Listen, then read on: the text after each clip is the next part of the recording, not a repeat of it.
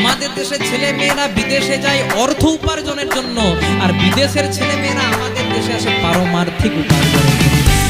বিদেশের মাটির ছেলে মেয়েরা আজকে স্কট নামক প্রতিষ্ঠানে এসে তাদের জিন্সের প্যান্টকে খুলে দিয়ে ধুতি পরেছে, মেয়েরা তাদের ছোট ছোট জামা কাপড়কে খুলে দিয়ে আজকে শাড়ি পরেছে, ললাটে চন্দন, গলায় তুলসী কাঠের মালা পরেছে।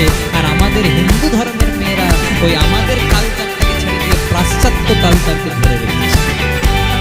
আমাদের ভুল। বাবাকে বাবা বলুন, মাকে মা বলুন, জয় রাধে।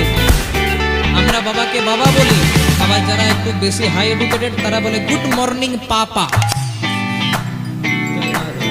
বলে না গুড মর্নিং পাপা, মানে বাবা পাপ, তুই কোথাও থাকিস না আমার ঘরে পাপ, সকাল সকাল পাপ বাবা তুই কোথাও থাকিস না আমার ঘরে। তাহলে এই ছেলে যদি বাবা মাকে বৃদ্ধাশ্রমে রেখে না দিয়ে আসে তাহলে কোন ছেলে দিয়ে আসে? এগুলো শেখাতে হবে, এগুলো পাশ্চাত্য কালচার। নিশ্চয়ই ছেলেকে হাই এডুকেটেড করুন, তার সঙ্গে শেখাতে হবে বাবা মায়ের চরণে যেন প্রণাম, যেন গুরুজনার চরণে প্রণাম করে, তবে ভক্তিটা অটুট থাকে। আর বাবা মায়ের চরণে প্রণাম করলেন না, আর শ্রাবণ মাসের দিন এখানে এসে ঢেলে গেলেন, তাহলে আপনার গোড়াপুরি গল্প